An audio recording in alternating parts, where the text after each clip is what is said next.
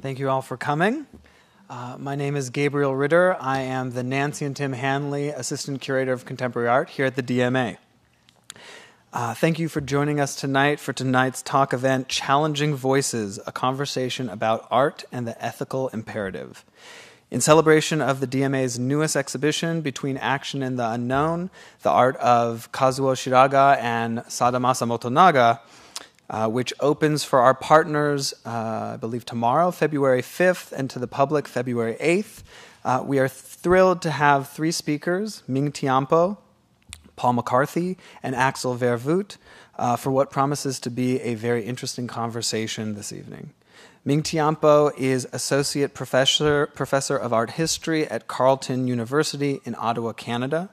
She specializes in post-1945 Japanese art, and her work examines the cultural consequences of globalization through her interest in transnational modernism.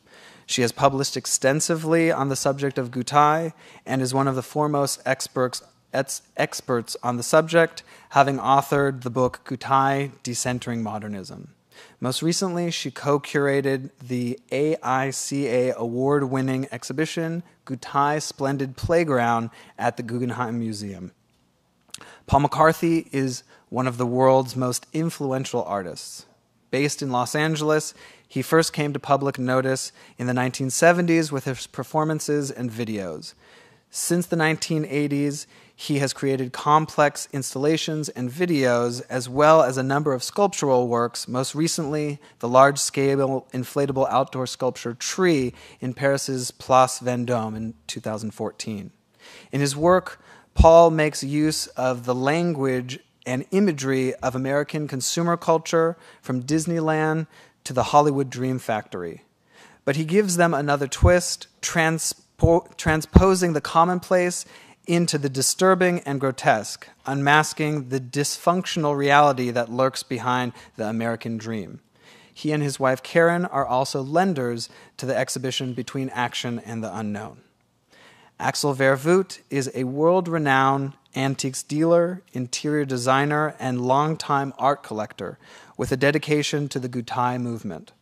His private clients include rock stars, financiers, tech tycoons, and artists. But in 2007, Vervoordt began to curate an ambitious trilogy of exhibitions to bring his ideas to a wider public. The first exhibition, Art Tempo, Where Time Becomes Art, debuted at the 2007 Venice Biennial in the Palazzo Fortuny and explored the relationships among art, time, and the power of display, drawing over 50,000 visitors. In 2011, Axel opened a gallery of contemporary art in Antwerp, where work from the group Zero and also Goethe form the core of the gallery's activities. Please join me in welcoming our three guests to the stage. Yeah, you go first. You can leave your bag here. Yeah, okay. Let's just leave it there. And then I'm last. What? Honestly, I'll come.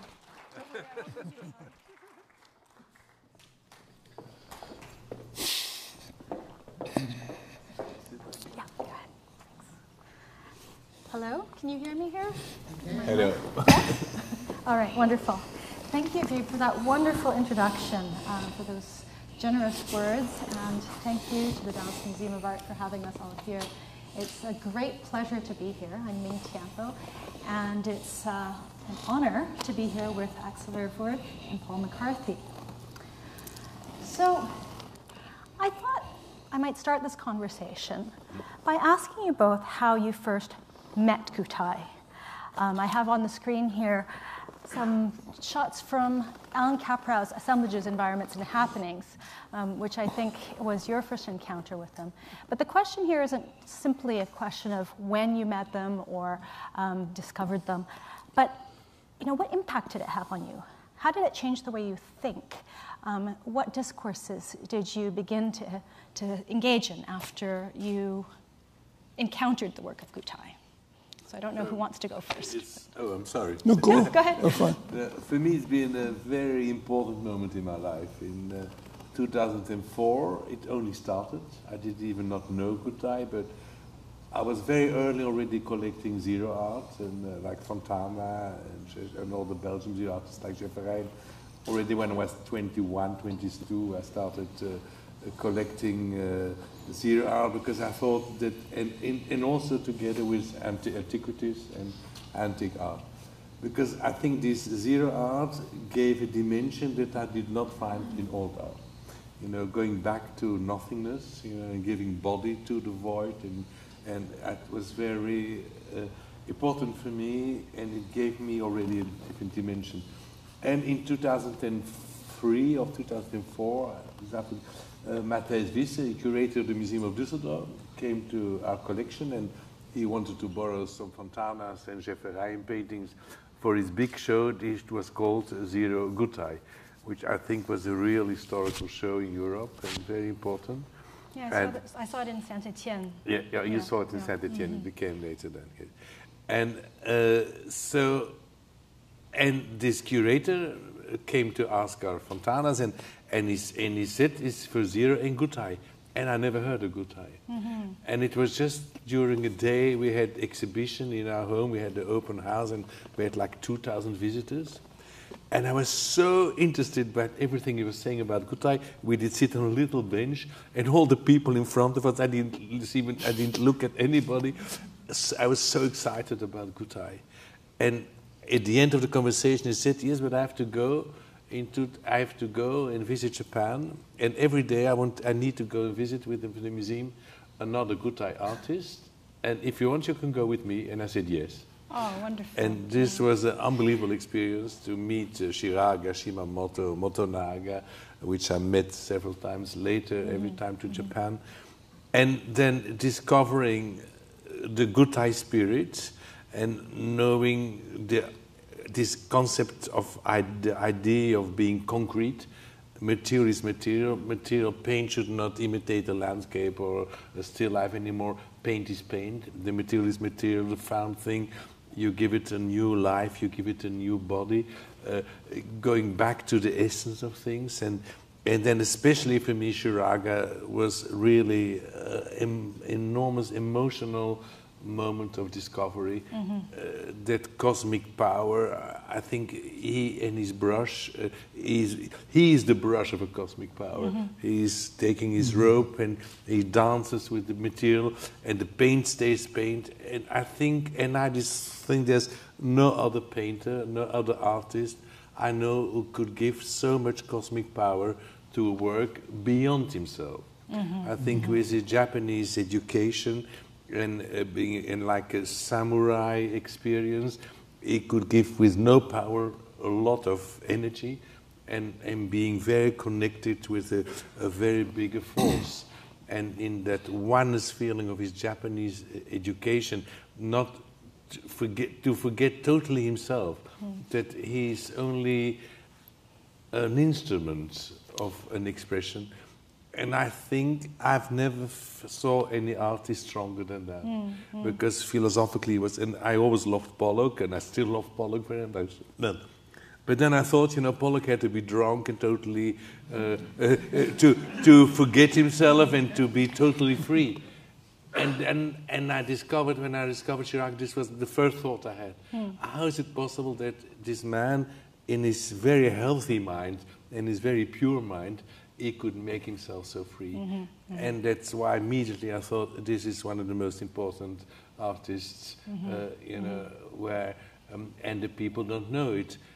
And then in the Museum of Düsseldorf there was a little letter of Yves Klein saying that to his dealer, to Michel Tapier, don't show those artists too much in Europe. Yes, is that Yves, wrong? that's a very interesting point, actually, the relationship between Yves Klein and Shiraga. That when Yves Klein heard that Shiraga was painting with his feet, he was furious, and he actually wrote in the Chelsea Hotel manifesto that Shiraga was an imitator, and I think that was quite damaging to Shiraga's reputation at the time.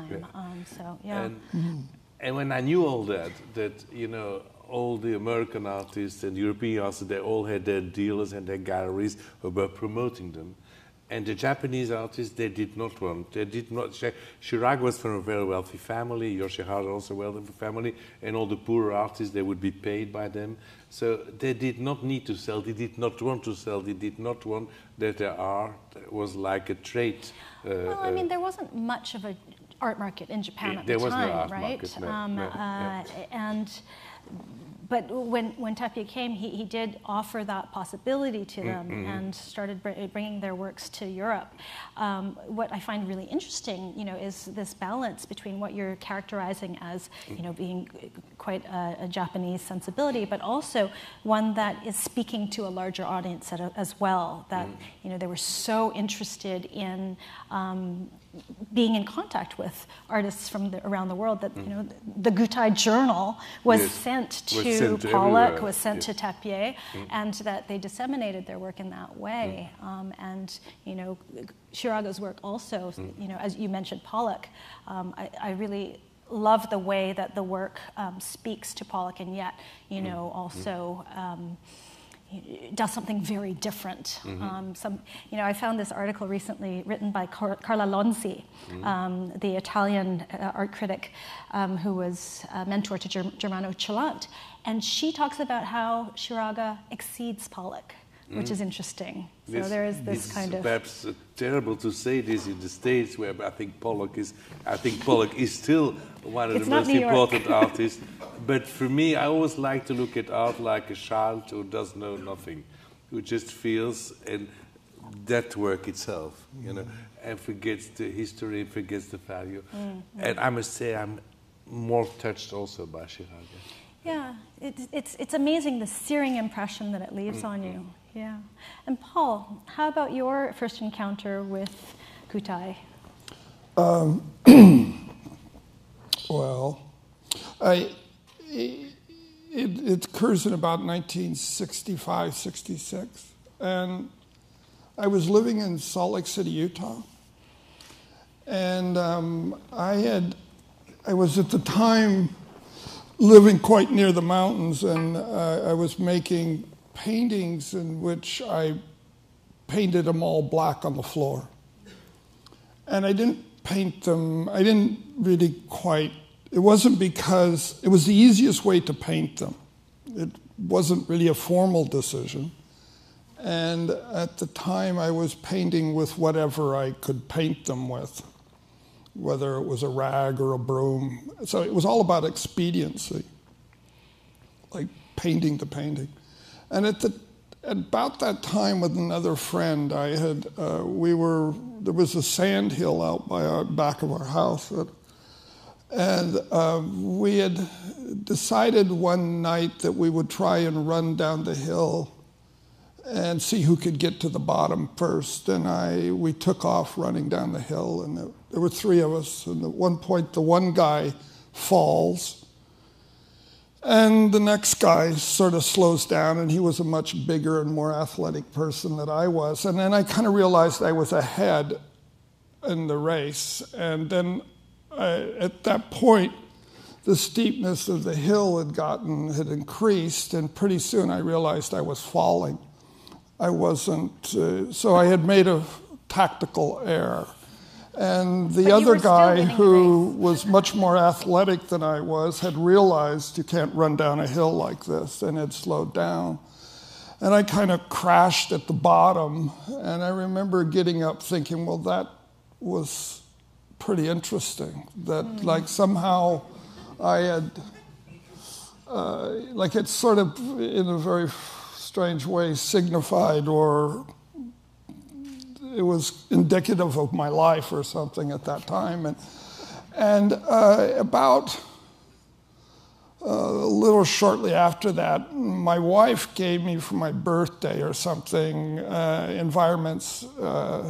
Assemblage, Environments, and Happenings. And the book had just come out, I think. I don't know whether it came out in 66 or 65. And of course, everything in the book was really interesting to me, and I was super into it. And but the two things that actually really stood out was Kudo and the Gutai. and primarily Shiraga in some way, because what the difference between the activities of Capro or Vostell or Labelle or any of these people, all great artists, is that there was these images of the individual, an individual doing something, an individual in the mud, an individual between the logs, and then even the Kudo, it was Kudo as a performer within a thing, and I don't know whether I really put it all together at the time, like why it was significant, but and maybe the connection of running down the hill. And then I repeated running down the hill as a performance after that. Mm-hmm. And I think it also legitimized, in some way, painting and how... it was strange. For me, there's a logic that happens where, in some way, painting with your feet is a logical extension of the brush. And I think that, like I was saying, I was painting with whatever I could paint on the ground. It wasn't a formal decision to break with tradition or anything. It just made sense that if I was painting something all black, I didn't really need a brush. Mm-hmm. And so this... and the thing that's interesting also is those photographs and how I think they affected that book was significant to the art world. I think it was significant to my generation. Absolutely. And it's significant because it proposed another historical trajectory that it wasn't the trajectory of Picasso. It was the trajectory of those photographs or that image of Pollock painting and action and process and the Goethe, in a way, in some ways leading that, it is, and the amount of work that they did also, There's so much that you're saying here that I want to pick up on. It's really interesting. I'm just going to tell you what I'd love to pick up on and sort of maybe lead us down one of those paths, just so we don't forget. I'd love to hear more about the context in California, about what your peers thought of Kudo as well as Goethe, especially since I know that Mike Kelly was also very interested in Kudo. Mm-hmm.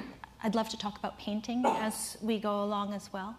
But the one thing that I would really like to pick up on immediately is what you said just now about Caprau's book, creating an alternative history where Goethe is leading.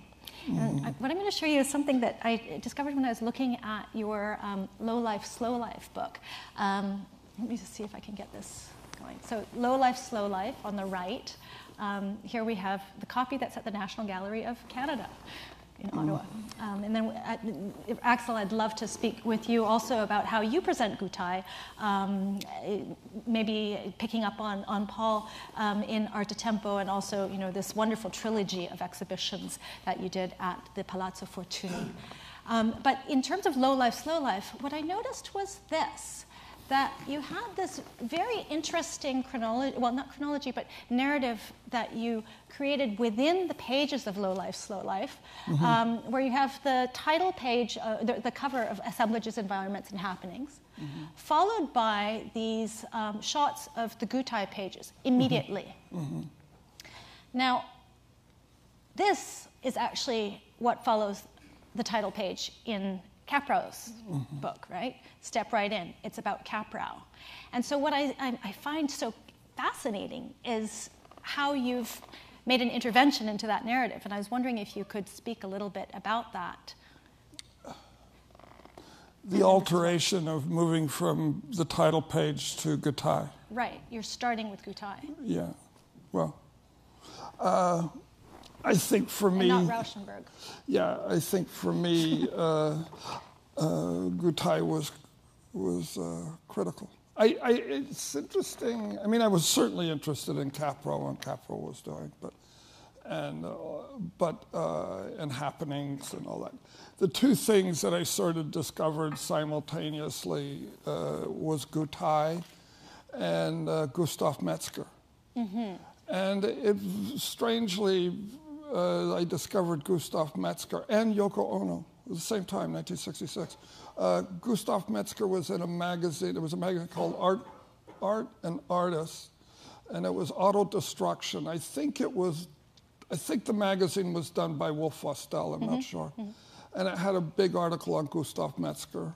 And it also had quite a large article on Yoko Ono, and I put it in the guidebook. Yeah.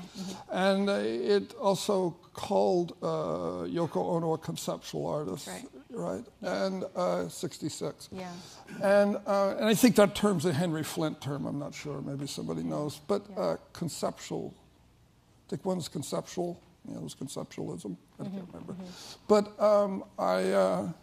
it's just that the Goethe was quite important to me. And I can't, it's interesting also, I think right around 68 I start making inflatables and simply taking a big bag, taping it and blowing it up.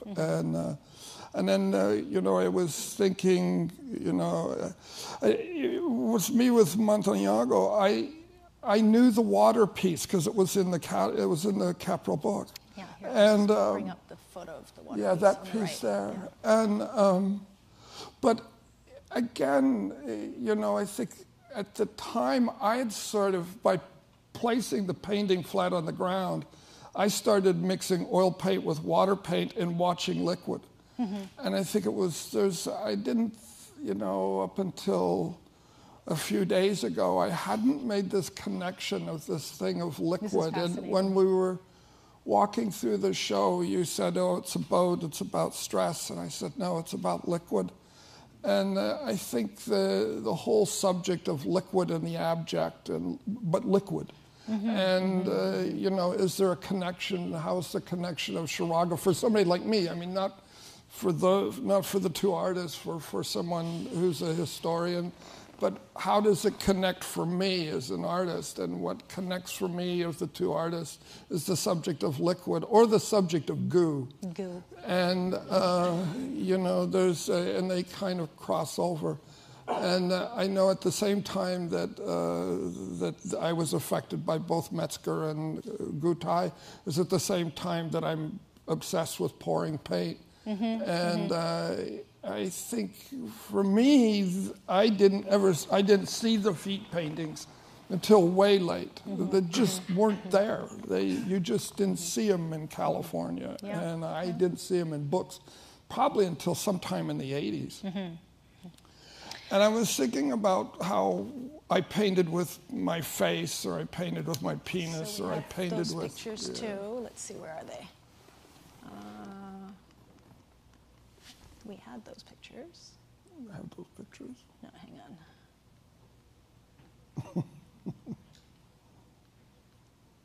on. Here we go. So there's your penis brush painting from 1974, and also face painting. And face. I was thinking at the time I made these. It's about the period of minimal. It's after minimalism, and there's this thing of making a line. And the other one was painting a line all the way around the room with my face. And then painting with a penis was like a joke on painting, but yet serious too, because and painting with my own shit and using my face to paint with it. It was about, the difference there for me was the act of intimacy with the object and being really close with it. Which you find in Shiraga as well. Well, you see it in Shiraga, but I think what's interesting to me about Shiraga is the apparatus of the rope and the stick, and the continuation where it's the architecture, the rope, the body, and the feet touching the painting surface. And there's something about swinging on that apparatus that's pretty interesting, but it's the feet that touch. Pollock, nothing touches, it's a gap. And with me, it was about how close can I get to it? Fact, can I get inside of it? And I think there's a connection there, and that's the exposing of the interior of the body and the actual act of moving the body and being inside the body. Absolutely, and that's where we start thinking about paintings like wild boar hunting as well. Okay. So maybe we can just move back to Arte Tempo. We were thinking a little bit about how Paul's made these interesting interventions into using Goethe into how we think about art history, how we think about different ways of framing these narratives. And I really feel like Arte Tempo does something very similar, but radically different. Here, let me just find it. Here, sorry about this. You can't really organize slides very well if you're going to have a conversation. There we go. Here's Arte Tempo. You have more slides, or? No, I just have this one, unfortunately, yes. Yes. I was looking for the ones with Goethe paintings, and there aren't any online. Yes, sorry. It's okay. So, Arte Tempo is something that all my life had fascinated me, but I never gave it the name Arte Tempo. I always loved material that was aged, where the time itself did change the material. And it started when I was also very young, when I was like 14, I think. I saw an exhibition of Tanguy with all the moving machines. And I was very fascinated by it, but it was like, I don't know, those days, 60,000 Belgian francs, so which is like $2,000, and I didn't have the money at that age. The same day I found a 17th century iron chest where one lock was moving eight locks. One key was moving 8 locks. It was also like a mobile. And I said, oh, this is fantastic. For 10 times less I can buy also a mobile. and so it continued. I've been looking at all things that look like contemporary art. And like objects that looked like a fontana, but that were made by the time. And like appealing pictures of Murakami, which I love, but already, in our own, I always lived in old houses, like we live in this medieval place, and we restored everything, but not the peeling walls. Already, I love those peeling walls. These were, for me, like abstract paintings made by time. And to express this love for material, we made Arte Tempo. Well, in the Goethe... And the love of material is also very Goethe. Exactly. That's why at once when I discovered Goethe, I felt so strongly connected. Like something that was in me without knowing, but that was, once you know it, it was amazing. How emotionally I was about it. That's really interesting. Now, what do you feel was the impact of this exhibition? I mean, this is an exhibition that you had at the Venice Biennale, and it was an exhibition that was clearly very much noticed by people, curators. The idea was to do once in my lifetime an exhibition over, I was 60, and to do an exhibition where I was sharing with all the others all my experiences with art. And I thought that I would only do it once, with the risk that nobody would like it. And then, but I was doing it on a very personal way. I believed strongly in every bit of it. And it was absolutely immense success, which I never realized. And then I thought after that I would die. It was like my thing, and I had to go to Japan. It was that much work, huh? Yeah, it was a lot of work, but it's also emotionally. I think it's like you did it and now it's enough. And then I had to go to Japan, and there I was in the workshop of Noguchi, where Noguchi said, when I die, you just leave everything as it is. And there were like many 30 or 50 or 60 unfinished sculptures. And I loved those so much. I liked them almost more than the finished ones. And then there I had the idea, I want to do another exhibition, Infinitum. Like a real infinity, the divine, is in the non-finished. We as humans, we're not perfect. We try to aim perfection, but we have to know that perfection does not exist, and we need to leave room for what we can never achieve. And that was then the theme of the next exhibition, and so it went on. Well, they're wonderful exhibitions. Thank you. And one thing that I find very interesting about the projects that you both engaged in for Goethe was that they were so deeply personal. You know, for me, Low Life, Slow Life is almost like a mind map of, you know, how Paul McCarthy sees the world. And similarly with Arte Tempo. And I'm wondering if you both could maybe reflect a little bit on what it means to curate an exhibition as an artist, as a collector. I mean, what can you do that curators and scholars can't do? I don't know, because I think we need the curators and the scholars as well. Oh, I hope so. Yeah, absolutely. Yes. And I think, for me, in my case, definitely, it's absolutely collaboration with many people, with best friends who are professors in sacred architecture or physicians working on the CERN in Geneva. Because I think even when we make, or even the concept of the void, for example, with Fontana, who is, I think in Fontana, the material which is not there is more important than the painting. So it's about what's not there.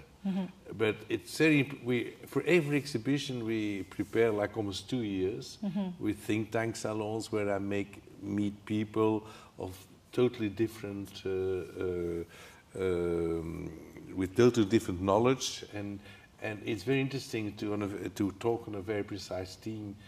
And then I think curators like you and specialists is extremely important to give. I think we have so emotional ideas and concepts, and that you make them really historical. And I think that historical and the scientific part of it is for me very important. Perhaps more important if you as an artist, because as an artist you can be as free as you want. And because I think in my case, as an art dealer, collector, I think the historical and scientific place is very important as well. I was trying to think, well, is there really a difference between what I might do as an artist and what someone who sees themselves as purely a curator would do? And I think in some ways there isn't a difference, but then there is this situation where as an artist you might look at a work and see it in a different way in relationship to what you do or what you're thinking about, and almost in your own mind recontextualize it a different way and approach it in a maybe a different way. You know, like you might see something in a different way, in a way related to your work. You know, that might be. You know, I know when I did Slow Life, Low Life, that particular curating it's such a mix of what I knew at the time, 60s, 70s, 80s, things that I discovered in 2000 that had never seen in 66 or something, and then mixed them together so it ended up being something that was in a chronology and then not in a chronology. It was people who were quite famous and well-known in the art world with people who I only knew. And they were all mixed together, and so you couldn't follow it as a chronology. You couldn't follow it as a book that was about what's critical in art, or critical in art history, or it took too many levels. It had so many levels going on, you know. Yeah. And you know, I think that I was thinking, you know, before there was one thing which is a little off the track, which I think is kind of important to me, was the meeting of Shimamoto in the early 80s. And he came to LA. He came to LA, and I don't know how we ended up, I don't even remember why I ended up with him. And I interviewed him. We did an interview, and then we went to a punk club to see the Stray Cats. Was it John Held Jr. that introduced you, maybe? I don't know. No. Somehow we got to be friends for like 5 days, and then that was it. He went away, and I went away. But we went to a couple of punk clubs, and we went to see the Stray Cats, and he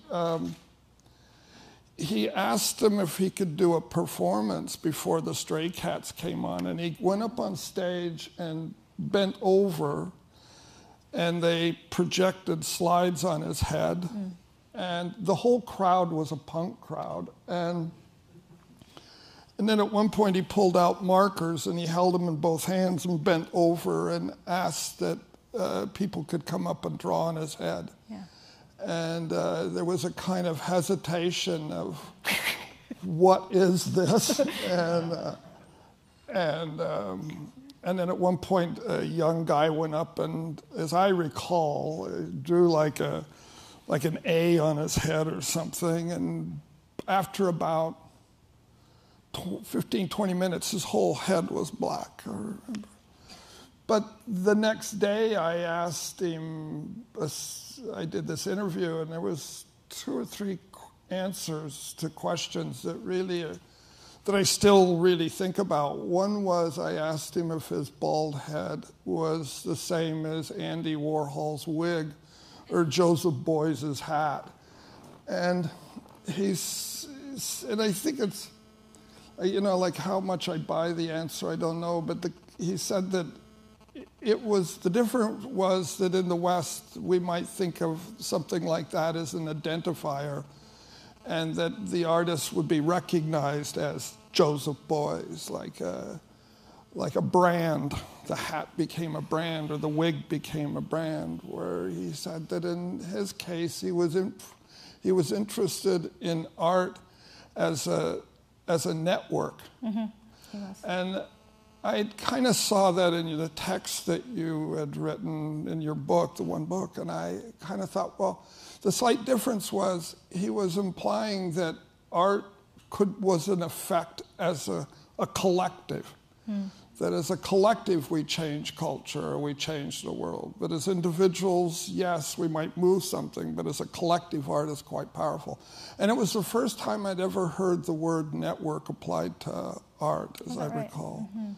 And the other thing he said, which I think is kind of interesting in this conversation, is that I asked him if painting with a cannon was a break in tradition, the same as painting with the stick was for Jackson Pollock, or how Jackson Pollock, and how we see that as a break in tradition. And he said, no, that it was not a break in tradition, that actually Buddhist priests had painted with their beards or with a rake. And I thought, well, that's pretty interesting. It's a continuum and not seen as a break. Yeah, actually, that's a really big difference between the ways in which performance or performativity is seen in Gutai versus what it is in a Western tradition, where it's less a break and more an expansion of the idea of painting, that it's picturing, sort of writ large, that includes action, that includes performance and all of the other activities of Gutai, which is... I think it's interesting when you think about the futurism and the manifesto of the futurism and sort of the position of breaking from the past and doing something new. And that same language is used. You could call it the material cry, but it's the cry of both manifestos, is that you reject the past and move on with something new. And that, you see it now, I think, in the philosophy. If you see it in Deleuze or something, you see it in this thing of like, how do we break from where we are? Because we're certainly in a fucked place. And how does this break happen? And I think that those two manifestos are interesting in that they both, for the futurists and the Gutai, actually made extreme moves into something that did not exist before, possibly. Yeah. So it's kind of like, there's a connection to the past, and at the same time there's a break. Now, if I'm not mistaken, you've spoken about your own work as being simultaneously about painting, performance, objects, and that they aren't sort of progression that's a break from one or the other, but that there is this sort of idea of them being intimately related as it is in Gutai. I mean, do you see the same kinds of relationships between different art forms, or what we would call different art forms in Gutai, or do you see something that's quite different in your own work? Well, I don't see, like for me, whether I'm making sculpture or performance, I try to get them closer and closer together all the time. So the same processes that I use in paintings are the processes in performance or sculpture. I was thinking when you asked the question about how did California respond to the I'd love to hear Gutai, about that. and I think in one way, they didn't. And but in another way, there was a Gutai movement of sorts there, I know, because they not only had, I think there were some exhibitions there, but there was a couple of people who were quite involved with Gutai, and they were Japanese, and there was a magazine that came out called Bread and Jam, and it actually, I think... It's a little later, though, right? And it was a California magazine, but it was done by Japanese, some people who were living in were Japanese living in California. This is in the 60s and 70s. So there was some connection, but in terms of artists, no. I don't know of... I mean, yeah, Mike was interested in Kudo, but wasn't interested in Gutai. But he wasn't interested in Fluxus either. So was this just an isolated phenomenon that you and Mike Kelly were interested in, you, Gutai, Kelly in Kudo, or was there sort of more generalized curiosity about, let's say, Japanese performance art writ large, including Yoko Ono and Kusama Yayoi? I don't know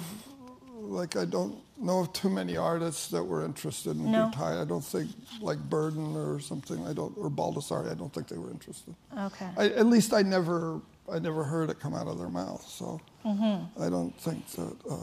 One thing is that in California, the idea of performance and its relationship to sculpture. Like Burden would call himself a sculptor, Tom Marioni a sculptor, Terry Fox. They would refer to performance as sculpture. For me, performance was always about painting. Right. So it was it was way more connected to Gutai, and it's also more connected to European aesthetic or Viennese actionism or Klein or something, where California, most of the performance artists identified themselves as sculptors. Absolutely. So maybe this would be a good time for us to think about the abject a little bit, just in terms of the connections between performance and painting. You mentioned Gu. Let's maybe look at some Gu here. Let's see. The two wild boar hunting works, Wild Boar Hunting 2 in this show. And I'd like for you to just maybe reflect a little bit on the question of the abject and the fact that it's emerging out of the post-war period, and to think a little bit maybe about, what are the ethics of the abject in this period, and what does it mean for, Shiraga to be painting in this way? What does it mean in a European context, and also in your own work, Mike?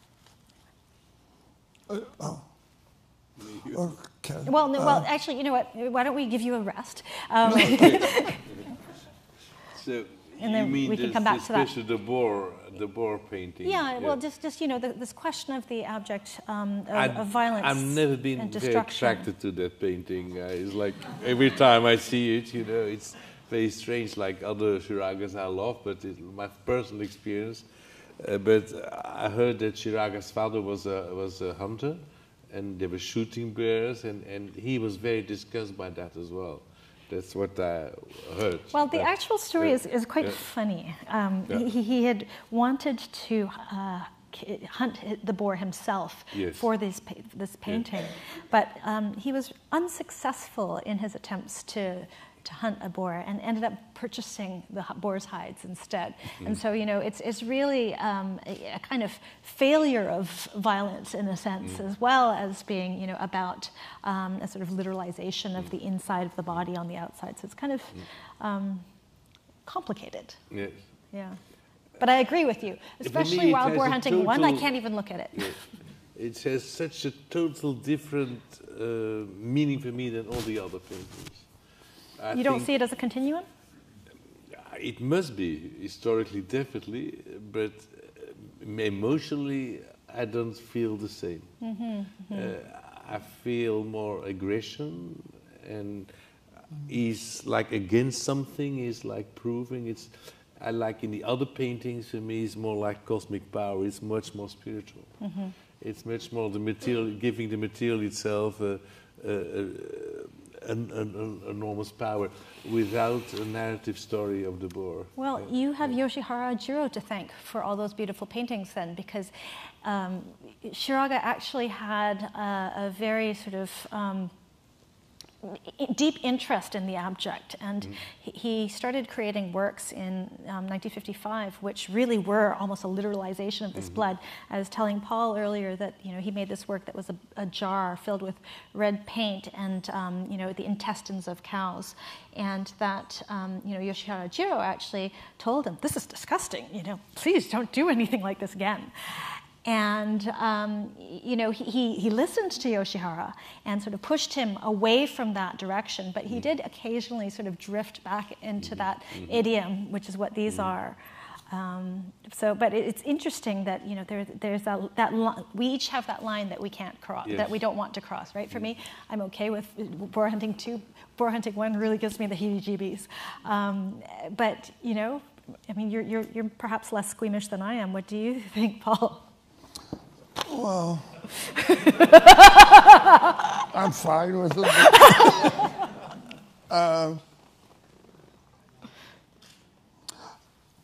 But just sort of in terms of, what do you see in it for you, and as, Well, I think that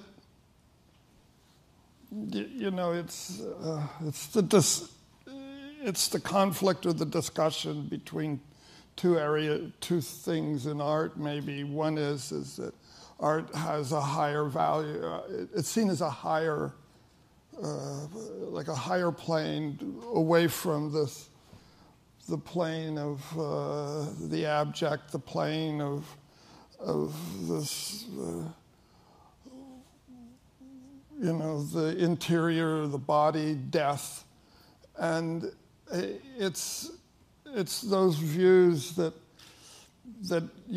do we create a mirror, or do we create this sensation of facing death, or having some kind of realization from death, or like an image of death, or an image of violence, and the piece. It's then the question is, Shiraga. It's him at its worst, but then maybe it's him mirroring something, or he's, it's like he's reflecting something, maybe something that he can't hold out, he can't hold back, and it's an image of who we are, and it's like either like I struggle with that one. Do I make a piece where I cut off 10 heads? Of course they're fake, but at the same time it's a violent image. Absolutely. But yet we live in a violent world now, and for sure we've sanitized ourselves in America or in the West against all that. So you go, well, I'm squeamish, but then at the same time, that's a really potent work that somehow, like I remember when I first saw that piece, I was it was in the Paul Schimmel show in Mocha, and I came around the corner. I never knew the piece existed. I came around the corner, I went, God, like, whoa. Just and I because it gives kind me of the like, heebie-jeebies doesn't it mean actually that set me back. It actually it's made me kind of, and there was no denying that was actually the skin of an animal, that was a living thing up there. And it, like I didn't, had he killed the animal, the boar, I didn't know that story, but that wouldn't have, what would that have done? If I'd known that. But I didn't think that. I figured he probably got a skin somewhere. And but it was a pretty potent image that, like Absolutely. as a transformation of a culture, whether art is transforming, whether we get something from art that, like, should the artists be making things that are only pleasant and beautiful, and that in a way is going to transform the culture and will reach, or do you have to face something like that, and it changes who you are? Remember what he was facing too, right? What? Remember also what he was facing, that, he had this experience during the war of, extreme violence, and understanding what that meant to the human body as well. And I remember when I was speaking to him about this question of violence, he said that, my art needs something beautiful, but it also needs something horrible.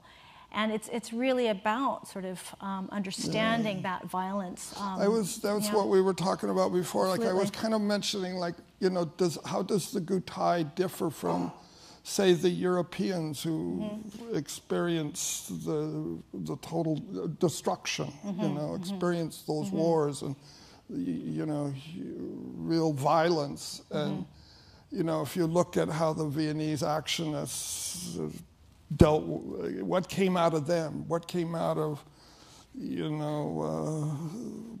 Gustav Metzger, the No Group, those people who actually were in the belly of that violence. And then you look at this, and I kind of thought, do the Gutai try to just create something new that pulls away from the violence, or can they not pull away from it and it trails them? Well, the Boer painting, I guess. Absolutely. I also There's thought different engagements with that level of violence, with Montonaga, I was thinking that the whole thing of the subject of, it's not the subject with Montonaga, it's not the subject of the goo, it's the subject of water. And it's the subject, like the water in the bags, and there's something, and those figures, there's something, it's almost like there is, is there a difference between the two artists? Where does it live? And in one way, Shiraga does look at a darker side, and Montonaga does look at, kind of poses possibly something else the water's more pure than the liquid of the paint. I don't know. It's maybe just bullshit. But. No. No, absolutely. I mean, there's a search for beauty in the ruins in Montonaga, that, that there's such absolutely sort of pure joy in his work. Yeah. I remember, I think it was Kawasaki-san, who's sitting in this audience somewhere, I believe, who told me about a conversation he had once with some of the older people in Ashia, who said to him that, after the war, everything was so gray, so drab, so dismal, and for Gutai to come into the park and to fill it with color and joy, that was a radical act. It was an act that was taking a stance against the militarists. It was an act that was taking a stance against war, and for them that was quite powerful. I also think Montonaga is a lot about sensibility, about two materials that get in love with each other. There's an interesting connection. Even in the early work already, you see, like the mountain, you see like beautiful objects. They have a lot of sensibility. It's like feeling things, It's about feeling energy. Empathy with the material. Yes, the materials joined together. Absolutely. The color, the red goes into the green goes into the red. There's a oneness within empathy. It's quite sexual in a way. I find the work very, very sensible as well. And then ultimately, it also sort of begins to include the environment too, right? I mean, this slide here just shows his retrospective from 2002, which was absolutely beautiful. Just this whole environment with his works. So I think maybe I'll wrap up with one last question here. We're here sitting in Dallas, speaking with an artist from Los Angeles, a collector and dealer from Belgium, me from Canada. And we're talking about a group of artists, about two artists who are from the outskirts of Osaka. in Dallas. And what strikes me here is that there's something in common. There's a certain sense of distance from purported centers of activity.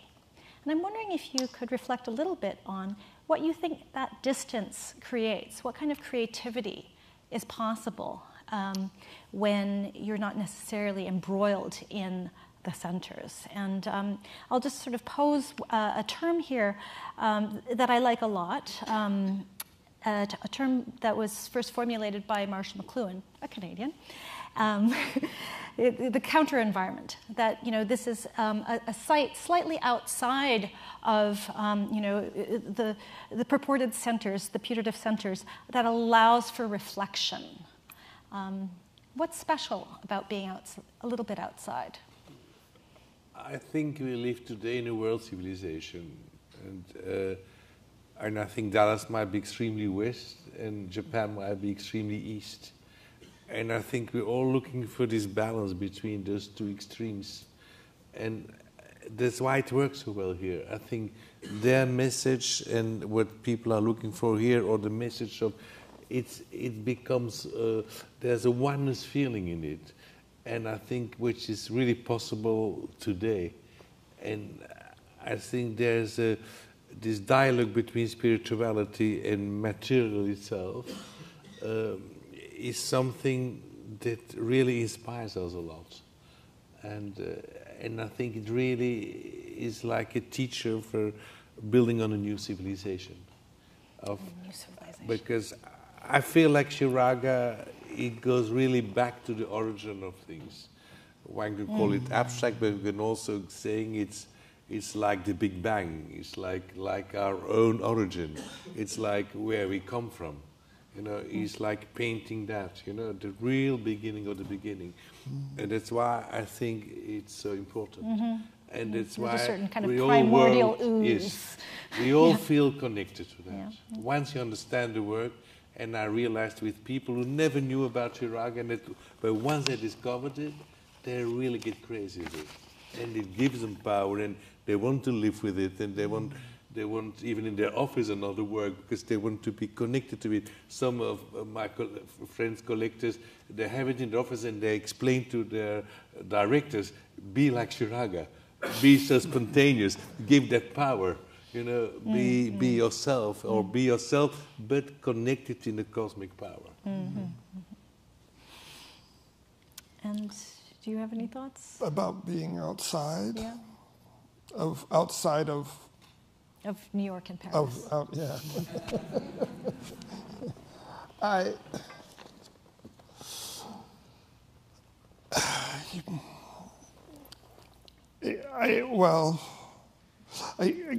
I don't know how I can. In LA, LA is particular to it's particular in a certain way.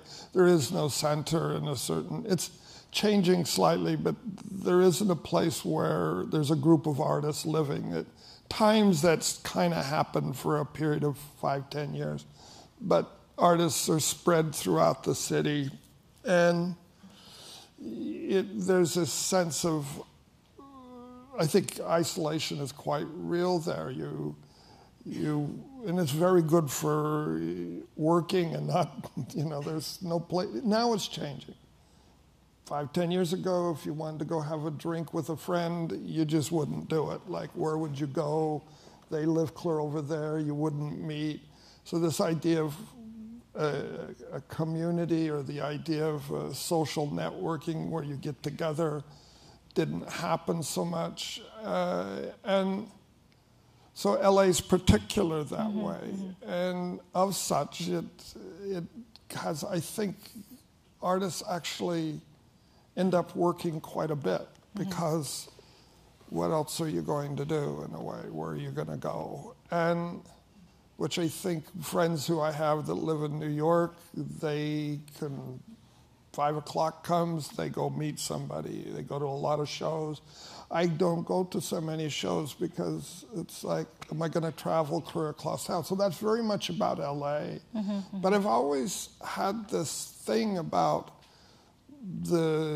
so LA particular. Then I've always had a thing about being on the outside, that by being in LA, I'm on the outside, that by being in Japan, you're even further on the outside. By being in Mexico City, you're even further. By being in Salt Lake, you're further. By being in San Francisco, you're outside of that hub. And, there for a while, if I had a show in New York, it wasn't uncommon that and there was a review, that they would point out that I was from California. I was from LA. One review, I was pointed out 4 times that I was from LA in one review. And I think what that was to indicate that I was an outsider, like somehow, and it even got down to a kind of LA name calling. I was a California elder hippie. And so it was really like trying to not only position me outside, but to also identify a certain sensibility of LA. And so there is a thing about the position of New York and the position to maintain itself, and the position that who's ever on the outside needs to be identified. But I think and if you look at, artists in Mexico City, there you have a whole thing and what happened there and the whole thing of, mail art in the 50s and 60s in Japan with the Goethe, or with Mexico City, with South America. These artists, how they communicated, how they tried to get their work out is different than possibly how New York was. And then it's so radically creative. I remember when the performance art, there was a book called Performance 1900 to the Present, Rosalie Goldberg. And it was primarily New York. I think there was one artist from California and one performance artist, maybe 2. But at the time, there must have been 30 performance artists that were actually doing things. You could say there's 5 major ones. So by being on the outside of those hubs, you're not part of that system, and it's harder to penetrate that system. And yet, maybe there's, for me, being in LA meant I was connected to, or at least I was affected by Hollywood, by Disney. It affected my work, and I came there for that reason, I think. Even if I didn't consciously realize it, I didn't want to leave, because I was interested in the effect of media on culture and the subject of conditioning and media conditioning, I think. Even if I couldn't really put it in words at the time. So I stayed there for that reason, I think. Very interesting. Well, I think we're running out of time. Would we like to take some questions?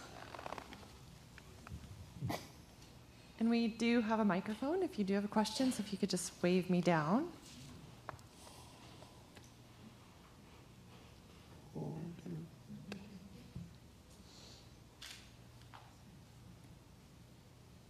That's easy. That's easy, yeah. Well, in that case, maybe we just wrap it up here. And thank you very much to both of you for a fantastic glimpse into how you both see Shiraga and Montonaga, and for sharing your time and your insights with us. Thank you very much. Thank you. Thank you.